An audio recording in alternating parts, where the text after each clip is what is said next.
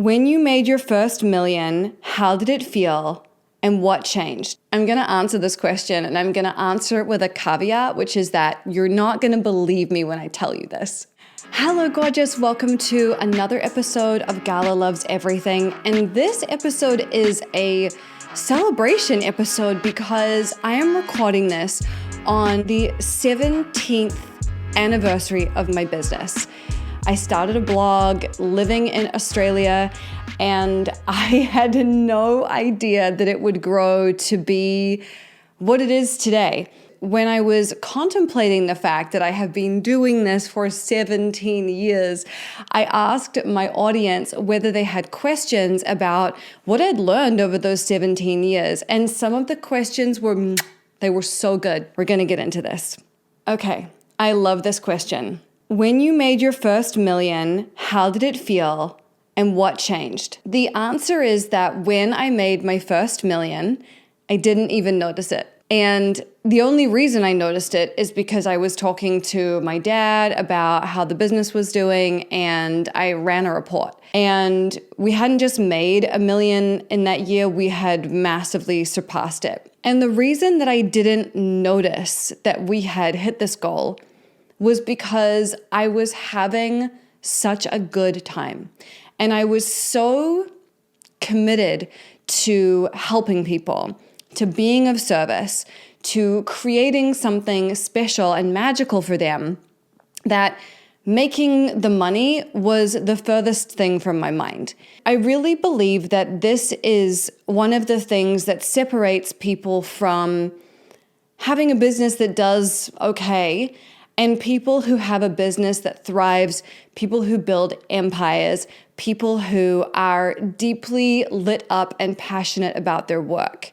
They are not just asking themselves, what's in it for me? They are not thinking about paying their bills or buying a handbag. They are completely obsessed with being so helpful, with giving more, with being deeply generous. That is the secret sauce to having a business that is beyond your wildest dreams. So if you're wanting to make your first million or have a business that creates a lot of impact or whatever it is that really matters to you, I want you to get really clear on why you're doing it. Because it's your why that's really going to motivate you. And I got so many questions about how do you stay motivated when things are hard, when things are tough, how do you keep going? And the reason that I can keep going is because I know why I'm doing this. To me, the goal of paying my bills or buying a handbag is not motivating. It means nothing to me. That's not enough to keep going for 17 years. And so you need to get really clear on why you're doing this. That why, that motivation needs to be bigger than just you. If it's just about you and meeting your needs, you will lose motivation, you will lose excitement, you will lose inspiration, you will lose creativity because you're just operating within your own little bubble. But really the magic happens when you're thinking about who am I serving and why does that matter to me? For me, when my business is absolutely humming and it's pulsating with positive momentum and it is making lots of money and people are really excited and everything feels good, it's because I am obsessed with what I'm making and I know that what I'm making is of huge benefit to other people. And when things are not rocking and rolling, it's because I'm focused on something else. I'm very aware that my secret sauce is enthusiasm. And when I bring enthusiasm and passion and genuine excitement, that is when things really work. And so there's two types of experiences that I have in my business. One is that I create something where I know there's a need, but I'm not excited about it. And the other is where I create something that I am excited about. And what I can tell you from 17 years of creating programs and courses and classes and experiences and live events and books and podcasts and all of that stuff is that Every single thing that has been a runaway train success story has been something that I was deeply excited about. And if I wasn't truly excited about it, it never works. And let's be clear, sometimes I'm really excited about something and it's still not a runaway hit, but the things that are a hit are all things that I have been massively excited about. I really believe that we are in this different paradigm of business now. I used to have partners, boyfriends, whatever. I would talk to them about my business and they would have this attitude of, well, business is a slog. You're going to have to do things that you don't enjoy and you're going to have to do them over and over and over again. And I simply do not subscribe to that. That is not my ethos. I know that if I am going to keep doing something that I don't enjoy, it's not going to work for me. It's really important to know what it is that works for you in a business that makes you feel juicy. There are so many good questions here. This question came in from a girl I used to go to school with, actually. And there were many iterations of this question, which was how to decide which idea to pursue when you're starting a business. And my answer, as you may have guessed, is that you need to pick the thing that lights you up the most. And additionally, there is no perfect idea. Everything that you try is going to have its peaks and its pitfalls. It's going to have strengths and weaknesses, pros and cons. So there is no perfect choice. What I really recommend everybody does is that they simply take action.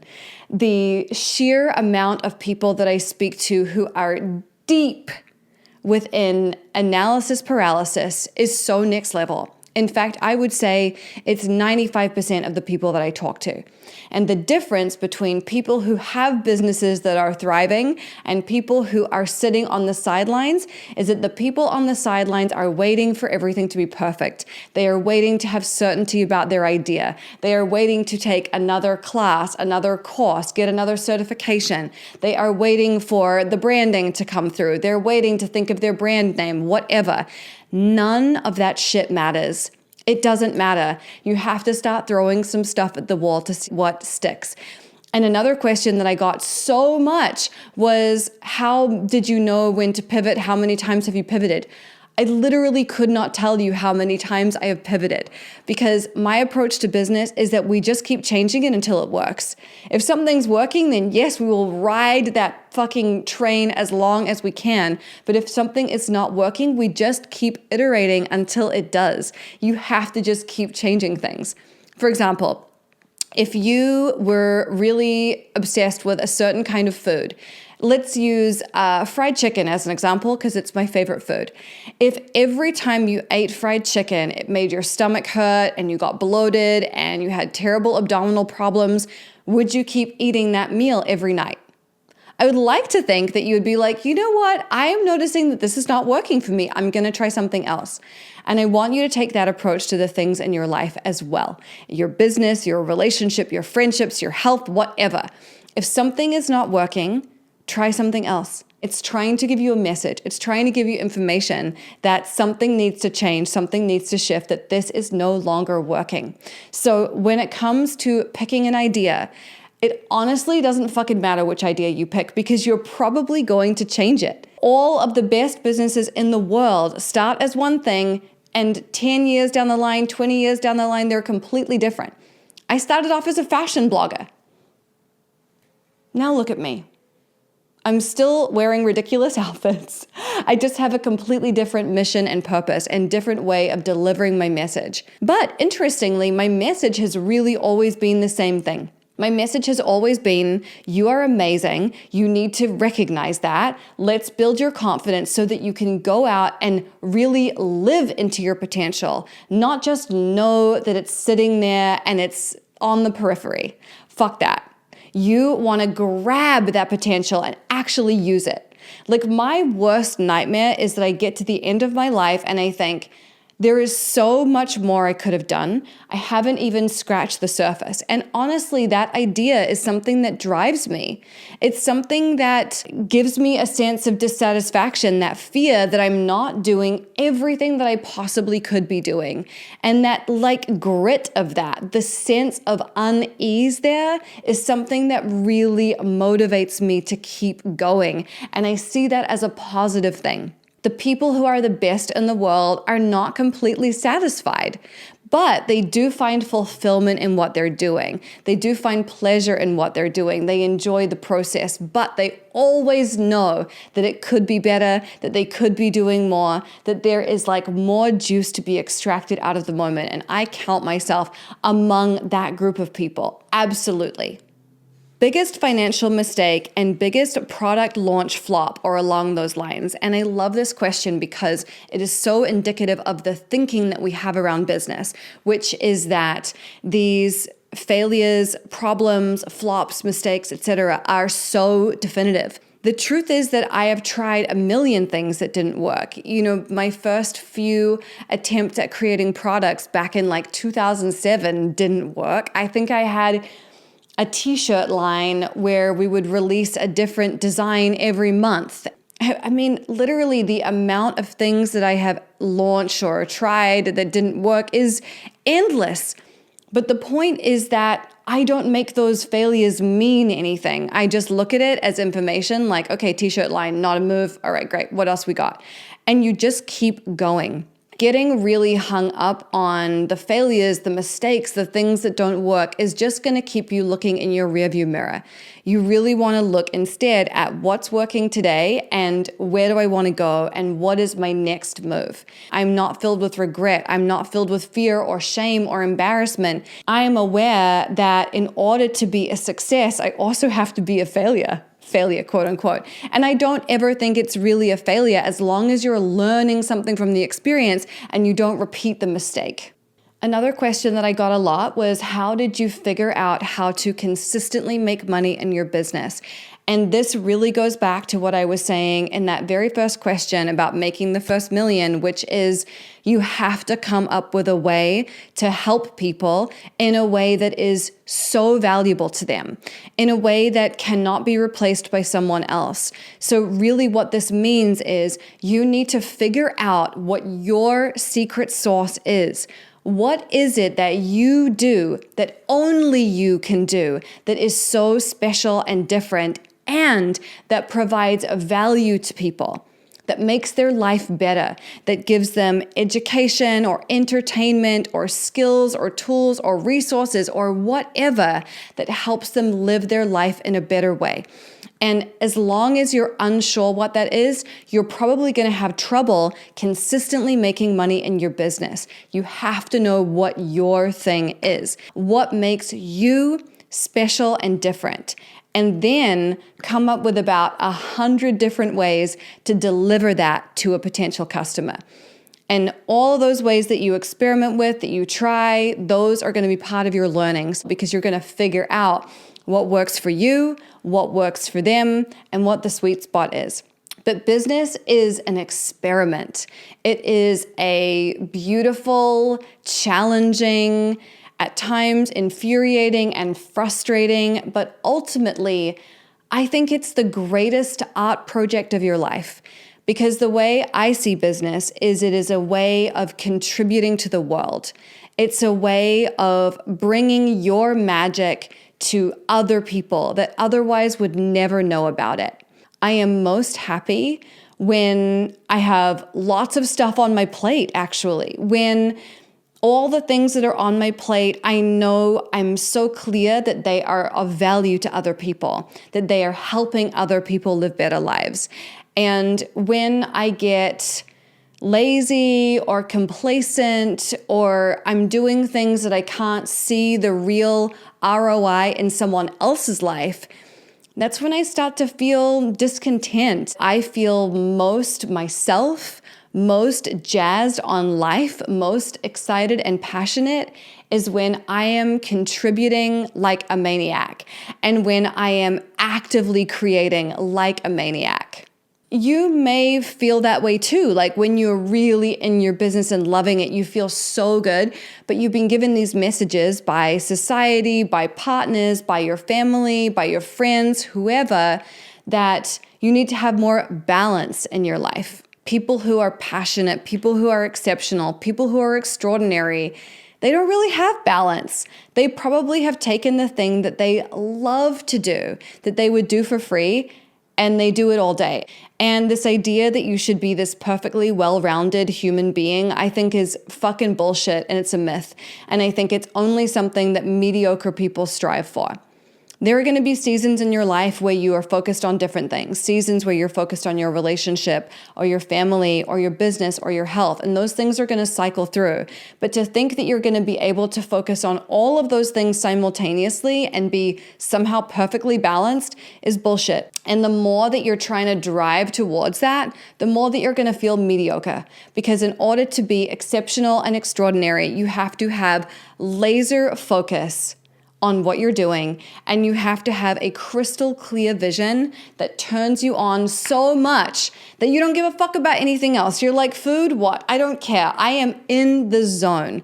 And for me, that's when I know that I'm really at my peak, is when I am completely disinterested in other things. And I can't tell you how many times people have tried to make me be wrong for being that way. But I think that having that ability to focus on your passion and be fucking turned on by it is a superpower. And if you have that ability to like get in the zone and really do your thing to the best of your ability, that is a gift. And the more that you can be in that place, the more happy, the more lit up, the more you'll feel you're contributing to the world in a meaningful way. And that's something you should never let go of. Okay, here's our final question. How to keep going when it feels like it's not working after years? Well, get really clear on why you're doing this. And if you're not sure why you're doing this, then it's like go back to the drawing board time. But what to do if it's not working? Try some different shit. Everybody is locked into this very clear, delineated way of doing things. Many people are still posting on Instagram the way that they used to post on Instagram 10 years ago. People are still writing blogs that are completely irrelevant. People are still creating these things that nobody wants. People are stuck and locked in this old way of doing things. Do you ever meet someone who clearly their makeup, their hair, their clothing is a reflection of a time when they felt that they were doing best in life, and that was at least 20 years ago?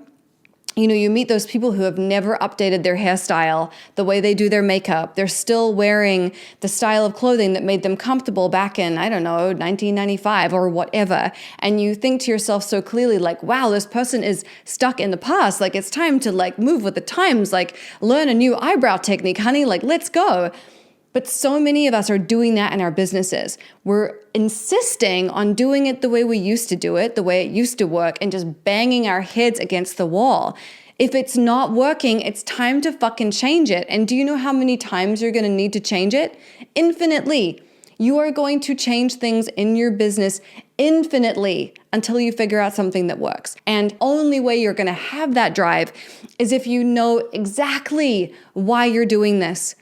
Who is it that you're trying to help that's not just you? Who's the group that you really feel for? Are you creating stuff for a version of you 5 years ago, 10 years ago? Are you creating stuff for a community of people that you feel are underserved and your heart goes out to them, or you used to be one of them? What is it that's driving you? And if you don't know what's driving you, it's time to figure it the fuck out, because if you don't know what turns you on, why you're getting out of bed in the morning, it's always going to be hard. It's always going to be a slog. It's always going to feel like torture. So figure out why you're doing this and then get so high on that. Do whatever you have to do to connect to the meaning there, and your life will never be the same again. I love you. Thank you for listening to my rant. It's 2:20. I got to go. I'm late for a very important date. I'll see you next time. Mwah. Bye.